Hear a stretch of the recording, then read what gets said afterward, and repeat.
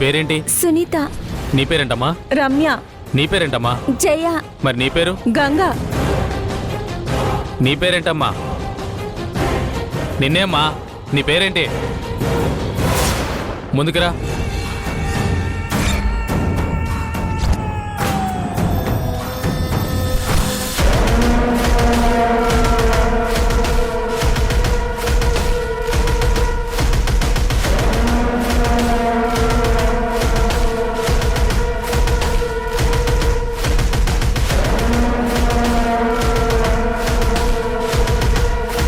Sir వాళ్ళు దొరకలేదు sir.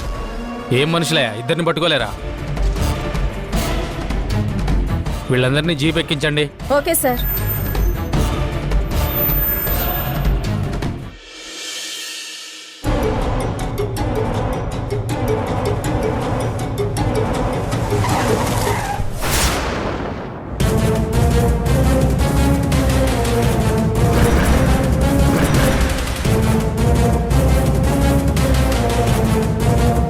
ఈ టైంలో పోలీసులు రావడం ఏంటండి?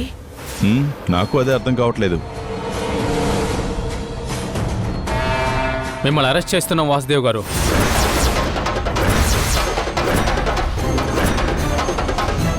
ఏం మాట్లాడుతున్నారు సార్ మీరు?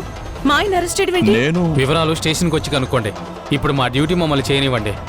కానిస్టేబుల్స్ అరెస్ట్ చేయండి. నేనేం తప్పు చేశాను ఎస్ఐ గారు? ఎస్ఐ గారు నా మాట వినండి. ఆయన ఏ తప్పు చేయలేదు. ప్లీజ్ అండి నా మాట వినండి. ఎస్ఐ గారు నా మాట వినండి. ప్లీజ్ ఎస్ఐ గారు నా మాట వినండి. ఎస్ఐ గారు నా మాట వినండి. అసలు నన్ను ఎందుకు అరెస్ట్ చేస్తున్నారు చెప్పండి. దేవకి సార్ చెప్తున్నాను కదా, రండి మీరు. ఎస్ఐ గారు తీసుకురండి. నేను చెప్పేది వినండి. ఏమండి? సార్ అయ్యో ఎస్ఐ గారు, సార్ ఇన్స్పెక్టర్ గారు నేను ఏం తప్పు చేశాను? సార్ ఎస్ఐ గారు నువ్వు కంగారు నా మాట వినండి. సార్ సార్ ఎస్ఐ గారు ప్లీజ్, ఎస్ఐ గారు నా మాట వినండి. ఏమండి? ఎస్ఐ గారు నా మాట వినండి. ఏమండి? ఏమండి?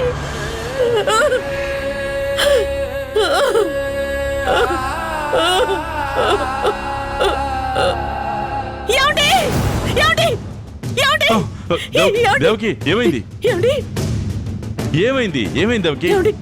పీడకలండి, పీడకలా? నాకేం కాలేదు, నువ్వు పడుకో. ముందు నువ్వు ప్రశాంతంగా పడుకో.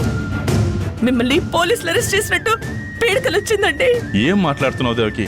పోలీసులు నన్ను అరెస్ట్ చేయడం ఏంటి? నన్నెందుకు అరెస్ట్ చేస్తారు? అయినా నన్నెందుకు అరెస్ట్ చేస్తారు? అదే అర్థం కావడం లేదండి. ఎందుకు నాకు ఇలాంటి పీడకలు వచ్చిందో నాకెందుకు భయంగా ఉందండి. భయం ఎందుకు దేవకి? మనం ఏం తప్పు చేసామని భయపడాలి? అనవసరంగా ఏదో కళ వచ్చిందని నువ్వేం టెన్షన్ పడకు. కల్లో జరిగినట్టు ఏమీ జరగదు. ఉండు, మంచినీళ్ళు ఇస్తాను.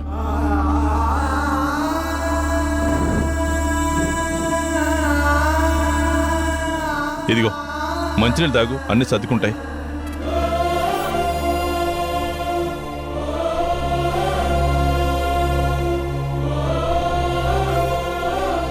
ఏం కాదు దేవకి, కంగారు పడకు. ఏమండి? కళ్ళ వచ్చిందేది నిజం అవ్వదు కదా? ఏం కాదు దేవకి, ఏం కాదు. నువ్వు ప్రశాంతంగా పడుకో, పడుకో.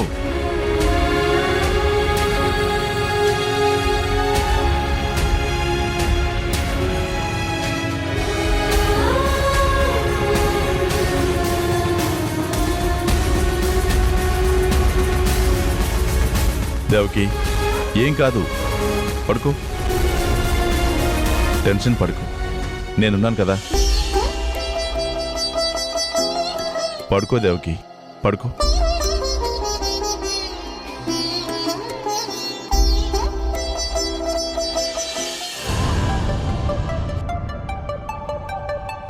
పలికిన ప్రతి మాటలో తెలిసెను ప్రేమే ఇలా ముడిపడి వెంటనే నన్ను విడిపోతే ఎలా బదలదు మదిలోన మొదలైన వేదన మరణములోనైన లేదేమో ఈ యాతన దొరికిన వరమన్నది నా సొంతం కాదని తెలిసి మనసున ఉరిమినదే ఆ మేఘం కనులలో తడిసి ఎదసడి అడిగనే నిలవవే బదలనేను చూడు నిన్నిలా ఒక క్షణమే.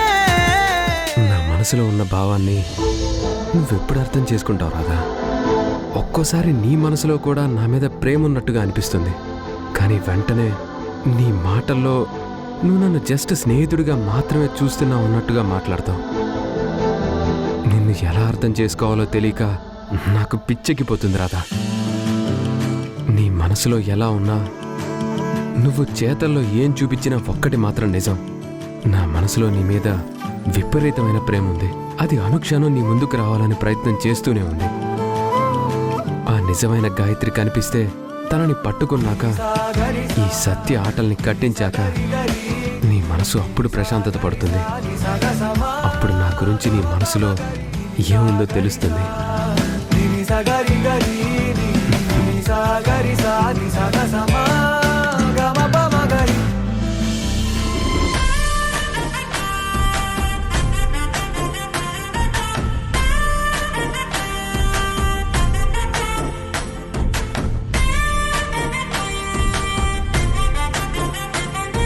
ఇప్పుడు తనని పక్కకి జరిపితే సడన్గా తనకి మెలకు వచ్చి ఏం చూస్తున్నావని నన్నే తిడుతుంది.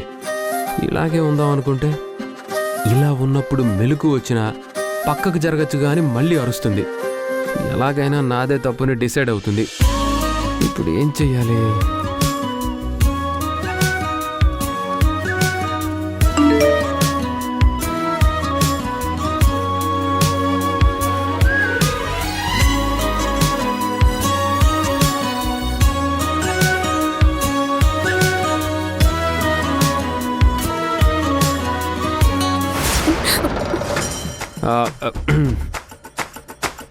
మేడం రాధా గారు, ఈ విషయంలో నా తప్పేమీ లేదు. తమరే నిద్రలో నా చేతి మీద పడుకున్నారు. మిమ్మల్ని పక్కకు జరుపుదాం అనుకుంటే మీకెక్కడ నిద్ర డిస్టర్బ్ అవుతుందా అని నేను జరపలేదు. మీ ఫోన్కి ఏదో మెసేజ్ వచ్చినట్టుంది, అందుకే మీరు నిద్ర లేచినట్టున్నారు. ముందు అదేంటో చూడండి.